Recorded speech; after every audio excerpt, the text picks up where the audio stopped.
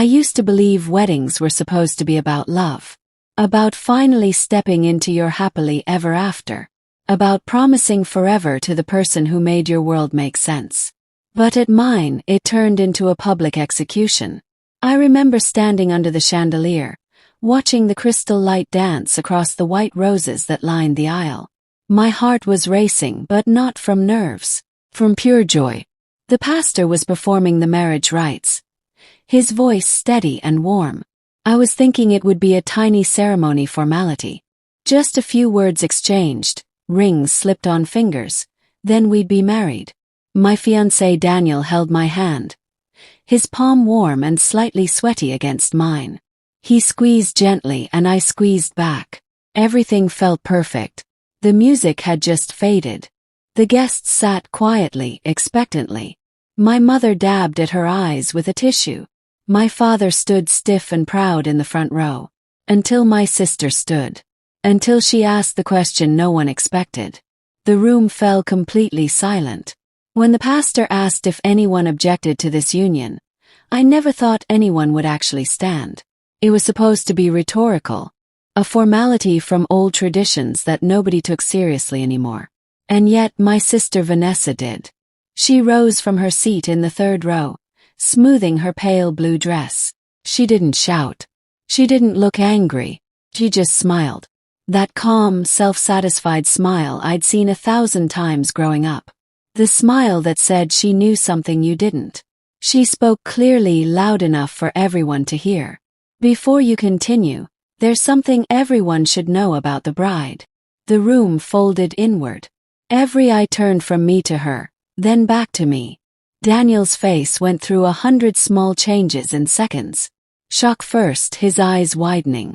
Then reflexive protection as he squeezed my hand tighter and whispered urgently, "Tell me it's not true."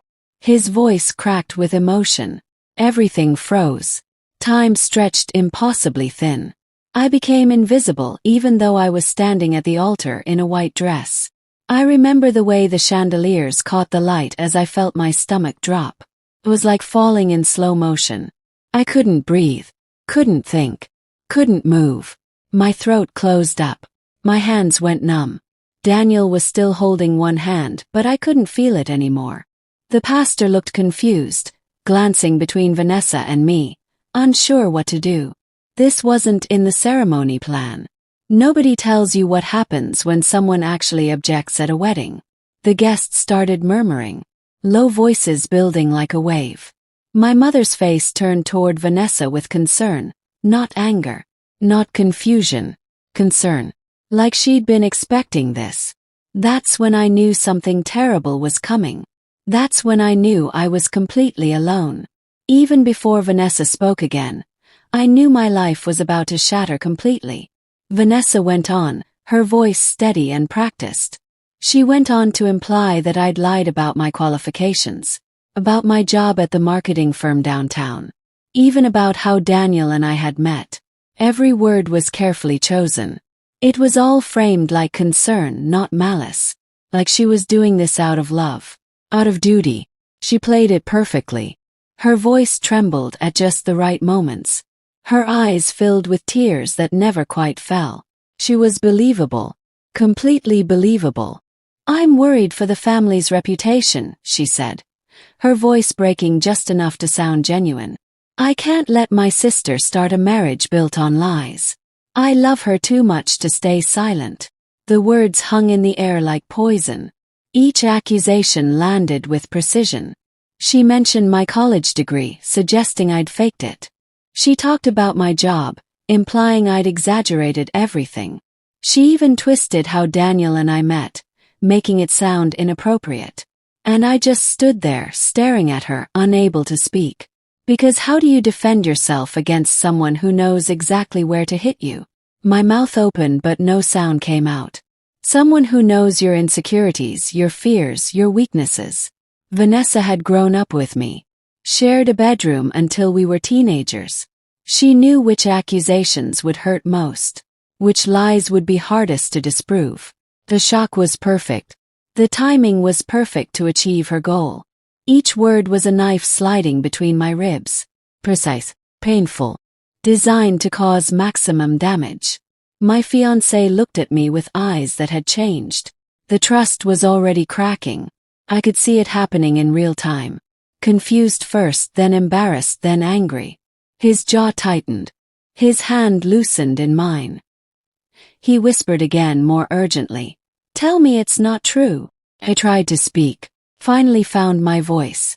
"It's not true," I managed to say. "She's lying. I don't know why, but she's lying." But by then, the whispers had already started spreading through the rows of guests like wildfire. People were shifting in their seats, exchanging glances, pulling out phones.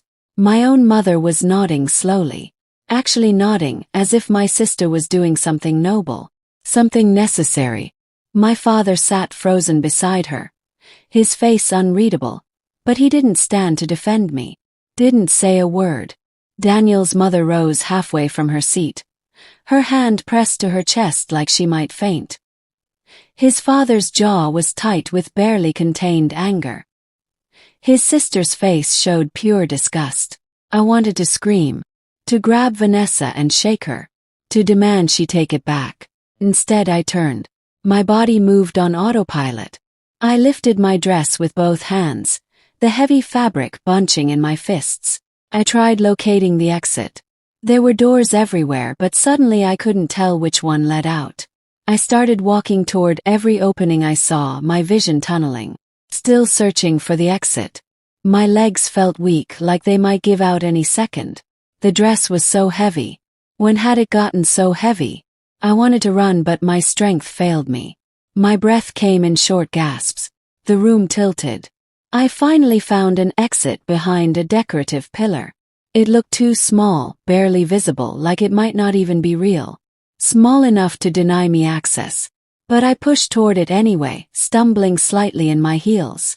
I heard Daniel call my name behind me, but I didn't stop. Couldn't stop. If I stopped, I'd collapse. I'd break down completely in front of everyone. Pushed through the door. It was heavier than it looked. My veil caught on the handle and tore with a soft ripping sound. I left my own reception with my dress ruined by panic rather than cake. Outside, the hallway was blessedly empty and quiet. The silence was shocking after all that noise. Kept walking. Found another door. Pushed outside into the parking lot. The night air hit me like a slap. Cold. Dark. Real. The parking lot was mostly empty except for a few cars belonging to early arrivals. I stood there in my wedding dress, shaking violently. Not from cold but from rage. From humiliation. From disbelief. My whole body trembled. I wrapped my arms around myself, but it didn't help. Nothing helped. And with a new, cold awareness settling over me like a blanket, I realized that the people who mattered most to me now had a different story about me. A story written by Vanessa. A story I hadn't been allowed to correct or defend against. The silence out here was deafening after all that noise inside. I could hear my own heartbeat, my own ragged breathing. Somewhere in the distance, a car alarm went off. I stood there for what felt like hours but was probably only minutes.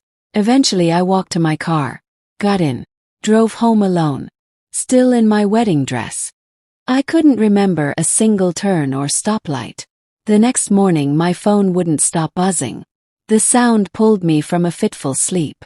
I'd fallen asleep on my couch, still wearing yesterday's makeup, mascara smeared across my face. Texts, missed calls, voicemails. They piled up like accusations on my screen. I scrolled through them with numb fingers. My mother's message said my sister was brave for speaking up. Brave. That word made me want to throw my phone across the room. Daniel's family demanded answers. His sister Angela sent a long message about family values and the importance of honesty in marriage. His brother simply wrote, "Disappointed in you." 3 words that somehow hurt more than a paragraph would have. And Daniel himself said he needed space. That word, space, it killed me more than her accusation. 'Cause it meant he doubted me. It meant he was considering that maybe, possibly, Vanessa had been telling the truth. It meant she'd won the first round without even trying hard. I sat on my couch staring at my phone for hours. The wedding dress still hung on my closet door like a ghost. White fabric stained with dirt from the parking lot. The torn veil draped over it. I couldn't look at it. Every time I tried, my stomach lurched. I'd spent months planning that wedding. Choosing flowers, tasting cakes, seating charts, all for nothing. Every time I tried to call Daniel, it went straight to voicemail. When I texted, he didn't respond. The silence was louder than any argument could have been. It screamed that he believed her. Or at least that he was considering believing her. By afternoon, I'd received 17 more messages. Some from distant relatives I barely knew. Some from Daniel's friends. Even my old college roommate reached out, having heard through the grapevine. Everyone had an opinion. Everyone had questions. Nobody asked if I was okay. They only wanted to know if it was true. If I'd really lied about everything. The judgment was already spreading like disease. My parents called a family meeting that weekend. The phone call came from my mother on Friday afternoon. "We need to talk," she said. Not, "Are you all right?" Not, "What happened?" Just, "We need to talk." Like I was in trouble. Like I was the problem that needed fixing. I drove to their house on Saturday morning with my hands shaking on the steering wheel. The whole drive I practiced what I'd say. How I defend myself. But every practice speech sounded weak even to my own ears. Vanessa was already there when I arrived. Course she was. Probably had been there since dawn, preparing. She sat on the living room couch, tissue in hand, eyes already red. My mother sat beside her, rubbing her back in slow circles, comforting her. My father stood by the window with his arms crossed, staring out at the yard. The scene was set. I was walking into an ambush. I could feel it in the air. Vanessa cried through the whole thing. Perfect, practiced tears that rolled down her cheeks at exactly the right moments. Crocodile tears. That's what my grandmother would have called them. She dabbed at her eyes with the tissue, her hands trembling slightly. "I never meant to ruin anything," she said, her voice small and breaking. "I just wanted to clear the air before it was too late." Clear the air about what exactly? I wanted to scream. Ruining my wedding meant clearing the air to her. Making me look like a liar and a fraud in front of everyone I cared about was helping. I couldn't understand why everyone supported her. Why nobody questioned her motives. Why nobody asked for proof of these supposed lies. "I was trying to protect the family," she sobbed into her tissue. "I couldn't let her make this huge mistake. I couldn't let her drag us all down with her lies." My mother nodded along like Vanessa was making perfect sense. Like destroying my life was an act of love. My father finally turned from the window. He looked at me with an expression I couldn't quite read. Disappointment, maybe. Or resignation. Like he'd expected this from me eventually. That's when I realized the truth. It wasn't just my sister. They'd all believed deep down that she was smarter, more capable, more deserving. The golden child who could do no wrong. "What lies are you even talking about?" finally asked. My voice came out stronger than I felt. Steadier. I stood in the doorway, refusing to sit. Refusing to make myself comfortable in this kangaroo court. Vanessa looked up at me, her eyes red and wet. She'd always been good at crying on command. Even as kids, she could turn on the tears whenever she wanted something. "Your degree from State University," she said. Each word deliberate. "Practice." I checked with the registrar's office. "You never graduated." The air left the room. I stared at her. For a moment I couldn't speak. Couldn't process what she'd just said. "I have my diploma," I finally managed. "It's hanging in my apartment. I can show you right now." She shook her head slowly, sadly, like she pitied me. "Photoshop. Anyone can fake documents these days. It's incredibly easy. I've seen tutorials online." My mother gasped, her hand flying to her throat. "Is that true?" she asked. But she wasn't asking Vanessa. She was asking me. Not, "Did you really fake a diploma?" But, "Is it true that documents can be faked?" Like she'd already decided I was guilty. Like she was just trying to understand how I'd done it. Of course not, I said. My voice was rising now, frustration bleeding through. I can show you my transcripts, my student ID, photos from graduation day. I have professors who can vouch for me. Classmates, I actually went to that school. I actually earned that degree. But my father spoke then. His voice was quiet but firm. Final. The damage is already done. Whether it's true or not doesn't matter now. Daniel's family is talking. That's when I realized they weren't interested in the truth. They were interested in appearances, in what people thought, in protecting their reputation. Vanessa had always been the favorite. The one who got praised for B's while I got questioned about A-minuses. The one who got a car for her 16th birthday while I was told to save up for my own. The one whose college was fully paid while I worked 3 jobs and took out loans. I'd always known it on some level. But standing there in my parents' living room, seeing them comfort her instead of me, it became crystal clear. They wanted to believe her. It was easier than questioning their own judgment. Easier than admitting they'd favored one daughter over another for years. My mother stood up and moved toward me. For a second I thought she might hug me, might finally take my side. Instead she said, "Maybe you should apologize to your sister. This has been very hard on her." The words hung in the air. Absurd. Cruel. Final. I left without another word. Walked out of that house and didn't look back. Got in my car and drove. I didn't know where I was going. Just away. Away from them. Away from their judgment and their favoritism and their willingness to believe the worst about me. Daniel came over later that night. He didn't call first.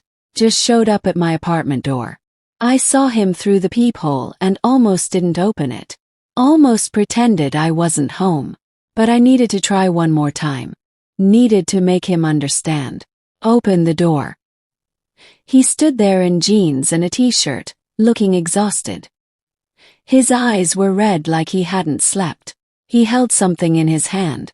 When I looked closer, I saw it was the engagement ring. The one I'd worn for 8 months. The one we'd picked out together at that little jewelry store downtown. It caught the hallway light, the diamond sparkling, mocking me with its brightness. My heart sank. I knew what was coming. "I can't do this," he said. No hello. No preamble. Just that. He said he couldn't risk his family's trust being tied to this kind of drama. My father's business partners were at that wedding, he explained. His voice was flat, emotionless, like he was reading from a script. They're asking questions. My mother is humiliated. She can't even go to her book club anymore without people whispering. My sister's friends are texting her constantly asking what happened. This is affecting my whole family. I felt something break inside me. Something that had been barely holding together since the wedding. "So you're choosing them over me," I said. Without even hearing my side. Without even asking for proof. He looked away. Couldn't meet my eyes. I did ask for proof. "You haven't shown me anything." My hands were shaking. "What proof would satisfy you?" "My diploma. My transcripts. References from my professors. What would it take?" He was quiet for a long moment. Then he said, "I don't know. I just don't know anymore." That's when I realized it didn't matter. No amount of proof would be enough. Because doubt once planted grows like weeds. Vanessa had poisoned him against me with just a few words. And now everything I said sounded like a lie. Everything I showed him would look like fabrication. I didn't beg him. Part of me wanted to. Part of me wanted to drop to my knees and plead. To grab his hands and make him listen. To explain everything in detail until he understood. But I had some dignity left. Some small kernel of self-respect that refused to let me grovel for someone who should have trusted me. I just said quietly, "I hope one day you'll realize who really started the drama. I hope you'll look back and see the truth." He held out the ring. Took it. Our fingers touched briefly. Then he left. Just walked away down the hallway without looking back. I closed the door and stood there holding the ring. It was heavier than I remembered. The weight of everything I'd lost. I sat there in my living room, still wearing the sweatpants I'd been living in for days. The dress I never got to take wedding photos in hung in my closet. I couldn't bring myself to throw it away, but I couldn't look at it either. The ring box sat on my coffee table. I stared at it for hours, watching the light change as the sun moved across the sky. I lost my fiancé. I lost my family. I lost everything in the span of a few days. Everything I'd built. Everything I'd planned for. Everything crumbled within seconds of my sister's fake confession. I lost it all the moment everyone believed her. The next few days blurred together into a gray haze. I stopped answering my phone entirely. Let it buzz itself to death on the coffee table. Stopped checking social media. Stopped checking email. Messages piled up, but I couldn't bring myself to read them. Some were probably supportive, but most weren't. Most were people wanting details, wanting gossip, wanting to know if the rumors were true. I became a story people told at dinner parties. Did you hear about Daniel's fiancé? Apparently she lied about everything. Kelly finally showed up at my apartment after a week of unanswered calls. Pounded on my door until I had no choice but to let her in. She took one look at me and her face crumpled with concern. I probably looked terrible. Hadn't showered in days. Hadn't eaten much. Just existed in a fog of misery and disbelief. "Where are you?" she asked, though I was standing right in front of her. She meant mentally, emotionally. I told her everything. She listened without interrupting, her face going through a range of emotions. Anger, disbelief. When I finished, she was quiet for a long moment. "You need to leave," she finally said. Her voice was firm, decided. "Get out of this city. Away from all of them. Clear your head. Start over." She was right. I couldn't breathe here anymore. Everywhere I went I saw reminders. The life I'd almost had. The future that had been stolen. After that, I packed what I could and moved to another city. I didn't tell anyone where. I didn't know where either. I just wanted to leave. Kelly helped me pack. We threw clothes into suitcases without folding them properly. Grabbed my laptop, my important documents, the file folder with my actual college transcripts and diploma. My photo albums. The things that proved who I really was. Left everything else behind. The furniture I'd carefully chosen. The kitchen supplies I'd registered for. The life I'd built over 5 years in this city. I deleted social media. Changed my number and disappeared.